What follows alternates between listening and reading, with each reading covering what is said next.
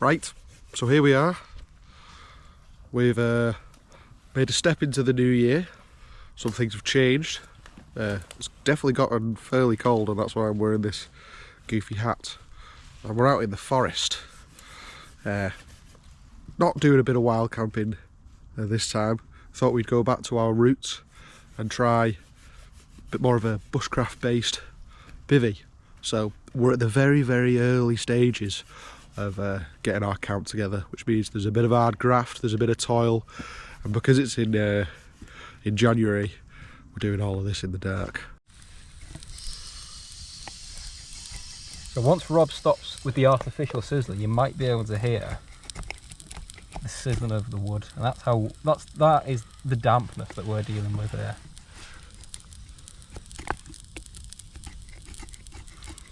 Luckily, Tron's gone to his car and he's found a nice big dry log that we're trying to get shavings off. That's what's lying around my car, just logs. Here's what I made earlier.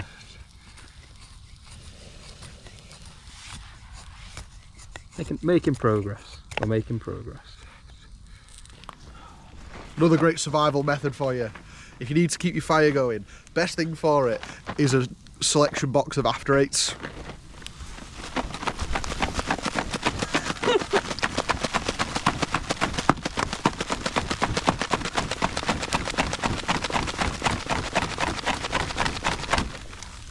Gives the flames a slight taste of mint. After a significant amount of time later, what do you reckon, about 3 hours? Yeah. We've got something sort of resembling a fire. There was a lot of struggling. There was a lot of taking the mick out of each other, which was extremely entertaining, however, not very helpful. But it got a little bit desperate, so we all played our part. Well, except for Joe, because Joe's not here yet. But the four of us played our part and we locked in. We were like this. We were having a laugh and a joke. We were like, and then we went, locked in, got it done, and now the sausages are well and truly on the way. We've just about settled down now. We've all put our shelters up, except for Joe. We're still waiting for Joe, but apparently he's still coming tonight. Yeah? Yeah, 12. He said he'd be here before 12. Okay. We've got a bit of a midnight visit from Joe. Spooky, yeah, potentially spooky. I'm just going to sit around the fire now, get a bit of grub. Diesel's already put some bacon on. I've already eaten some. I'm dropping. Yeah, see that there? That's crazy. It's all stringy, just like a ripped up set of boxes. You know, the ones that sort of like the bottom of your cupboard that you need to chuck away, but you still got a bit of life in them. Okay, so an important part of my bivvy experience and everyone else's bivvy experience when they're on with me is a little treat that I like to take when I'm camping. Spam, right? For any of you that know me, which most of you viewers are people that are forced to watch this, you know that I blinking love this stuff. But it, as I tell everyone, is like Swiss Army meat, because you can put it in a butty, you can slice it up and put it in a pasta. I've done that before. You can have it uncooked, you can have it cooked, and what I'm about to show you is you don't even need a blinking frying pan to get it cooked. So let's get cracking. I usually find that the bigger tins are a little bit too much, okay? But this is a perfect size. So an important part of cooking tins on the fire is this technique, which is the half open, right? So you pin your thumb on the lid like this, obviously crack your pulling ring open, rest your thumb on the centre, pull it back only halfway, right? So that means the seal is staying around here, so it's structurally integral. However, you've opened it up, right? You've already opened it up. Now, this hook here is fantastic for dangling things into the fire. You grab a stick, and I'll show you now with a bit of a demonstration what I'm talking about. I've got my beautiful tin of spam here on my stick, hook in, and obviously it's best that you put the open side facing you so you can see the cooking progress.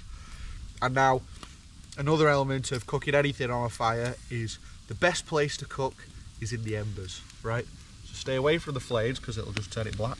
And you give it a nice little spot in the embers, sitting in, and that's like its own little personal oven.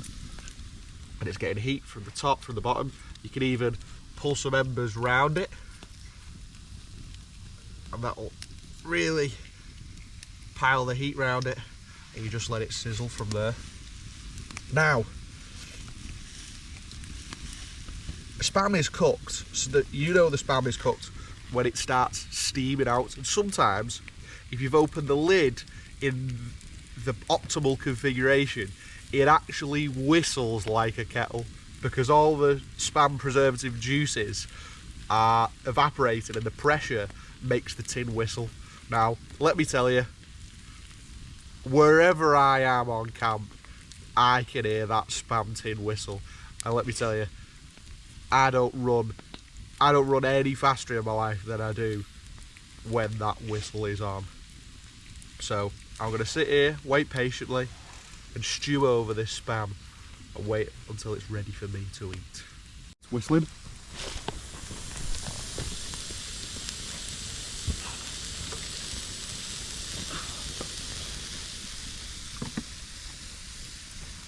I'm determined this spam is done. Now luckily spam is safe to eat out the tin, so you can kind of cook it whenever, you kind of take it off whenever you want, but usually the outside is always going to be sort of singed black, right? But when the inside starts browning off, that's when you know you're in for a good time. So now I'm just going to set this down on the floor and let it cool down because the heat coming off that spam, yeah, it wouldn't be very pleasant to eat right now. So usually about 1 or 2 minutes, that'll be cracking and good to go. So my spam's cooled down now, so I've already started tucking in. Essentially, it's as simple as getting a fork or a spoon. Don't use your hands. I mean, what I've done eating out here can be pretty grim, but it's a step too far, really. Like, it's not The Walking Dead. Come on, guys. And then you just scoop your spam out, and have as much as you like, really. But there will be bits that aren't nice on the edges of the tin, but just ignore them bits. It's fine. So you might notice the big pot sat on the fire as well when Tron was showing you his spam. So what that is it's a Dutch oven. So in there right now, I've got a pita bread pizza cooking. So literally all that is pita bread, bit of tomato puree, mozzarella, bit of pepperoni on top of that, and it's just cooking away in there. So it's held off the bottom of the pot by like a little tray thing. Pizza, I've just had a quick look, looks done now, so I'm just going to grab it off.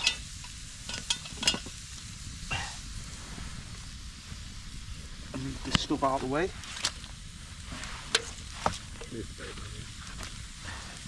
We'll just set it down here. And we're ready for the big reveal. Whoa. Taste test of the pizza. Hopefully I don't scald my mouth to pieces, but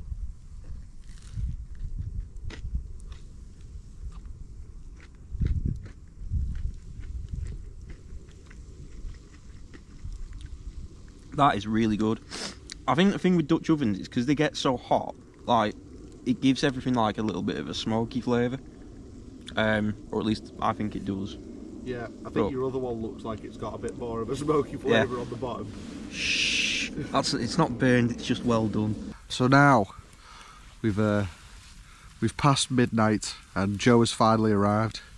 Took him a while to put his bivvy up, but you got there in the end, didn't you, Joe? Chuff with it. So now we're getting a plan together for our little walk, our little ramble tomorrow. We're going to be heading off a bit further north into deeper into Lancashire. We're going to go to Pendle Hill, which is quite historic and iconic for a lot of sort of occult activity, specifically to do with witchcraft. So it's going to be an interesting day, some scenic walk, and I think it's this fog that's setting in now is quite appropriate for the journey that we're going to be taking. So hopefully it all goes well. little bit of a time jump, but good morning. We stayed up relatively late last night, sitting around the fire, you know, just chatting about whatever. But it got pretty cold last night. I think it dropped to, I think it was either 0 degrees or -1. But I tried something out, which was another one of my Christmas gadgets that Santa brought me. Put boiling water in this Nalgene bottle. Nalgene. They used it as like a hot water bottle. It slapped. It was pretty damn good. Now I'm up, I thought it'd be a good opportunity to show you what we slept in last night, because I didn't do it last night because we all really needed that fire going. So let's have a look. So this one here is mine. It's low to the floor, sleeping on the ground like I said. But yeah, it's some people are quite shocked when they see this, but me and the lads have been sleeping in things like this since we were about 11 or 12, so we're well used to it now, and we put a lot of trust and faith into these things. However, over the years these lads have sort of improved their setup and gotten a little bit more fancy, and then end up, the biggest improvement you can usually make is get yourself a hammock like Rob has. However, I don't know, I just haven't got one yet. I've been offered a few times, like, oh, do you want to buy this hammock? And you can even borrow my hammock to try it out. But I don't know, I just feel like I'm losing. I'd be losing my touch. I'd be conceding to the comforts of technology a little bit there.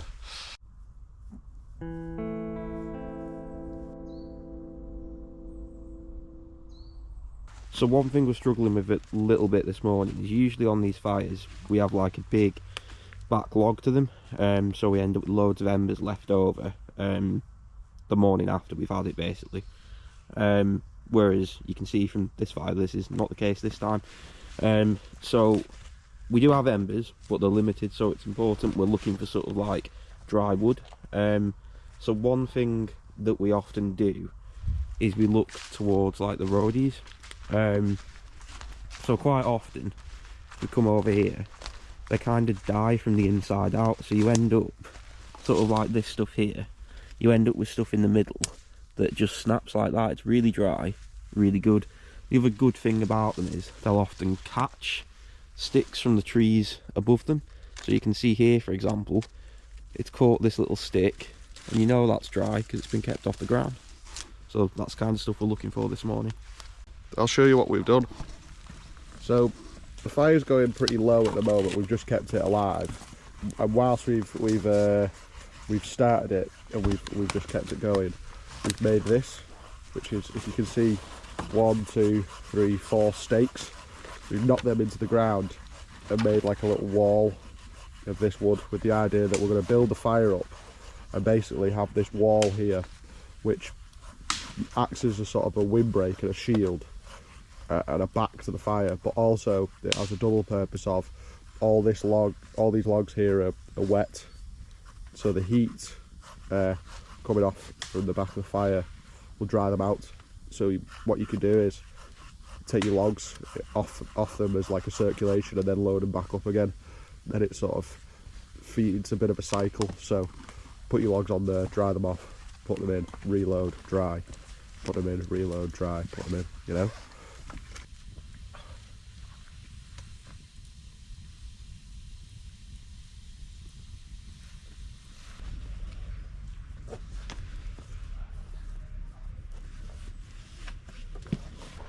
We've parked the cars up now, are ready to start our walk up Pendle Hill.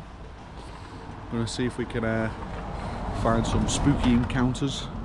But first of all, we're going to see if we can get a coffee first down at the car park, because it's quite cold. You know what else I've noticed? He wears the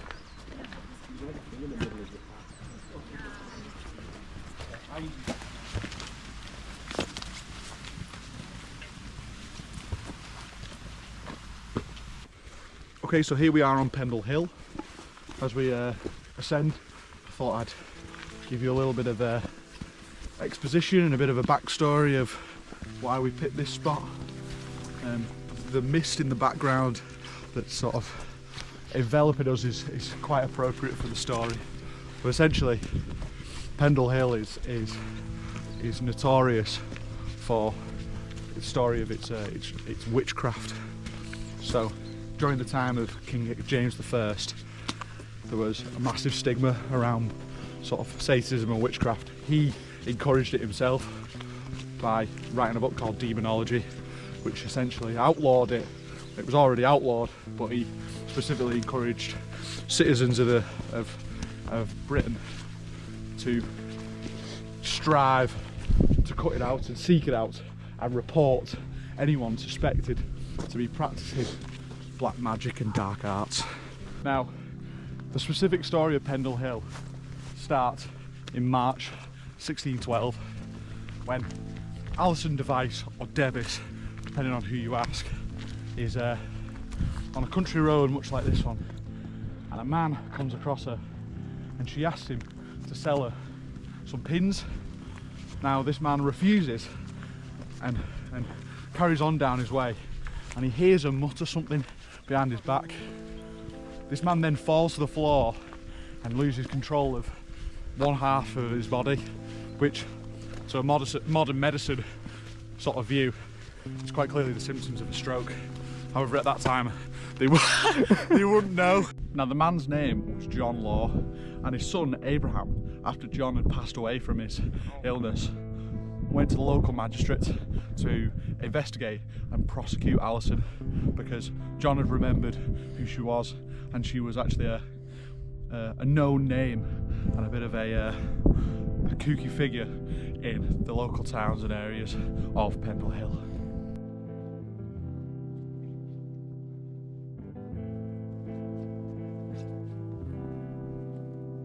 So the story gets interesting when the prosecutor gets hold of Alison, and what Alison says is that it was actually a familiar, a black dog, that appeared to her in that moment and offered to lay the curse on John.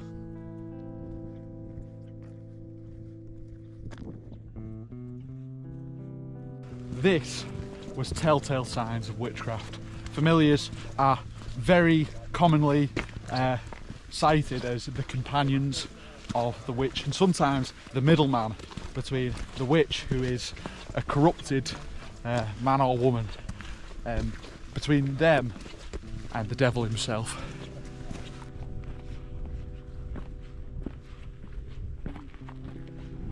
As Alison's questioning continued, she realised the seriousness of the allegations, and because of that tried to cover her own back, and then began to indulge more information about her family, which turned out to be a well-known and sort of notorious witch family within the area, with the main leader of her family being her matriarch grandmother, known as Mother Demdike.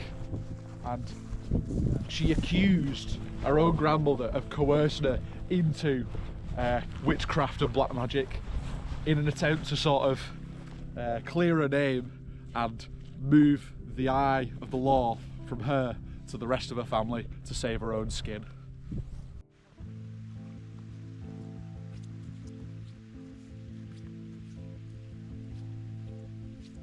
Alison continued to unveil the dark secrets of the area of Pendle Hill by revealing the identity of a rival, I know right, rival witching family, which is ran also by a grandmother type matriarch called Old Chattocks. This family was known as the Whittles, and shortly after Alison had sort of dobbed them in, her family, members of her family, and also the Whittles were all arrested and locked up in Lancaster Castle. So members of the Whittle family and the Devises family ended up being put on trial in August 1612, and after being accused of numerous acts of witchcraft, you know, cursing cattle and people and causing general bad luck, 12 members of either family and associates of the witchcraft community were hung at Lancaster Castle.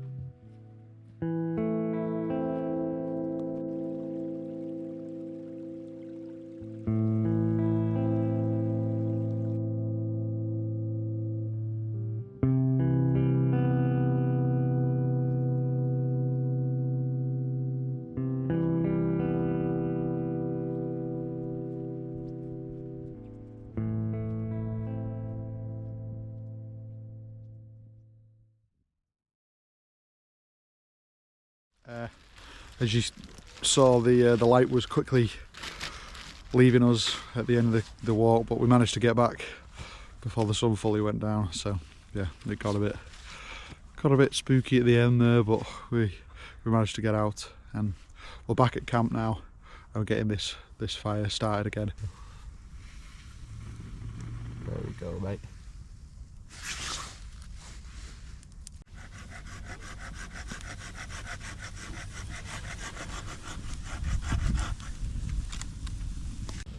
Whilst the fire's building up, we're prepping tea for tonight.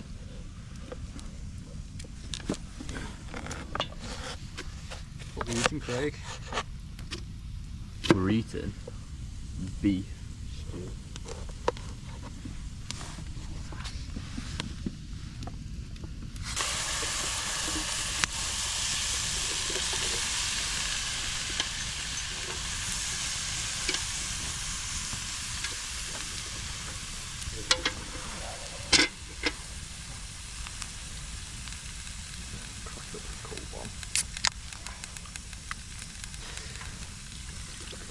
No, it's ready. Yeah. Go on. Seal back up the tube of Achman Raw. The tide is colliding.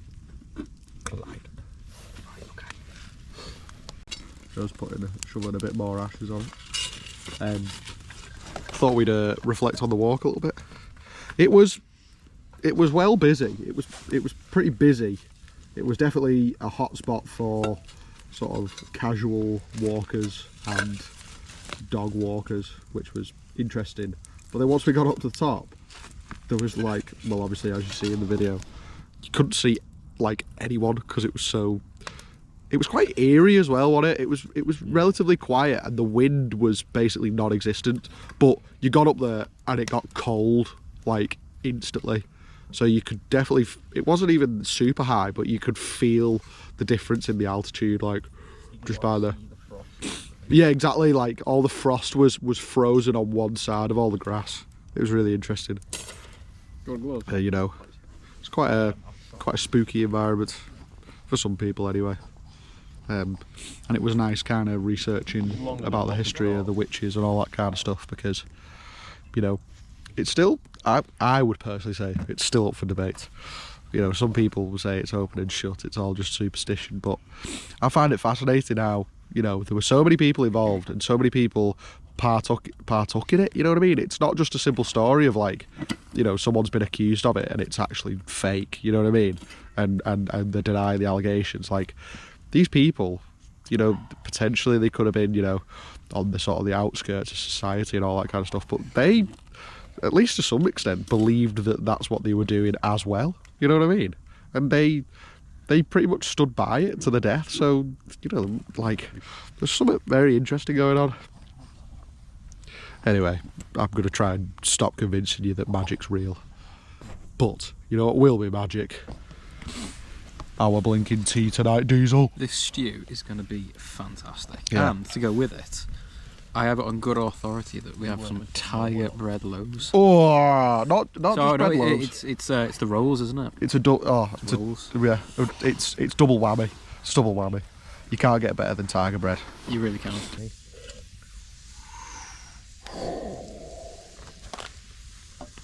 That looks absolutely divine. I think it's done. Yeah. Oh, Right, go get your mess tins. Some proper camp dinner here. Joe's cooked up an absolute storm. It was his brainchild. Got a nice little chunk of tiger loaf as well. Diesel, you happy? Yeah, we happy. We happy. We eating good tonight. Oh yeah. Boil and mash them. Put them in a stew. Despite the fact. Oh yeah, there's a little bit of potatoes in it. There is.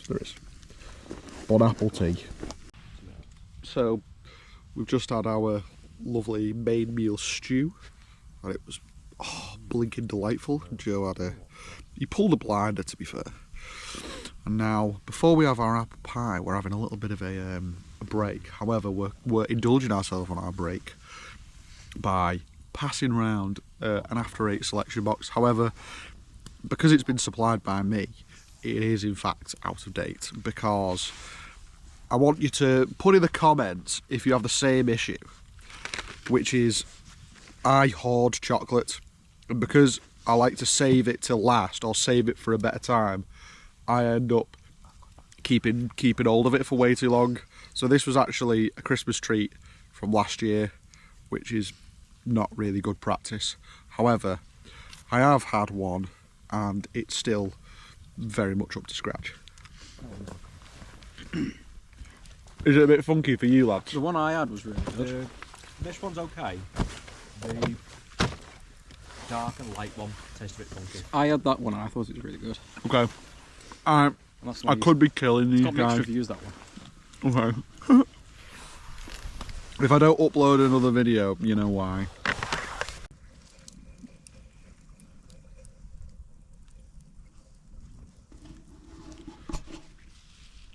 Right, well, as the night draws to a close, we all head off to bed. It's a nice time to reflect on what a fantastic day we've had. Doing a little bit of exploring, eat some good food. There's been some quality time together. That's what it's all about here with the boys. So yeah, now I'm gonna head off to bed. I've boiled some water. You can't really see because my lamp's far away. But I boiled some water and put it in my Nalgene water bottle. And that's going to keep me warm because it's meant to go down to -1 tonight. But I'll be sweeter.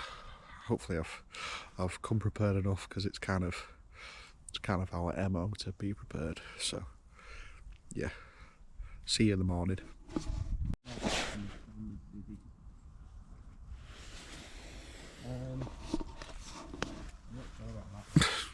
Morning everyone.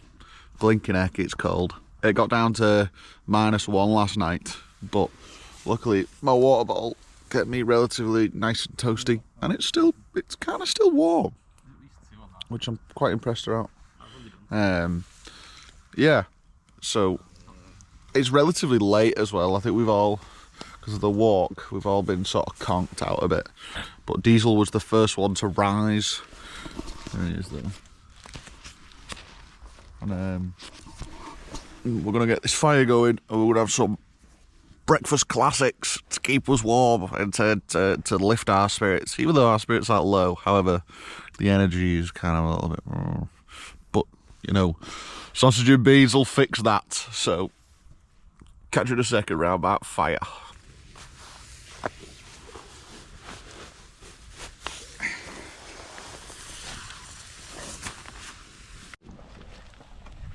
This is all still alive, this stuff, it's not dead. It's alive.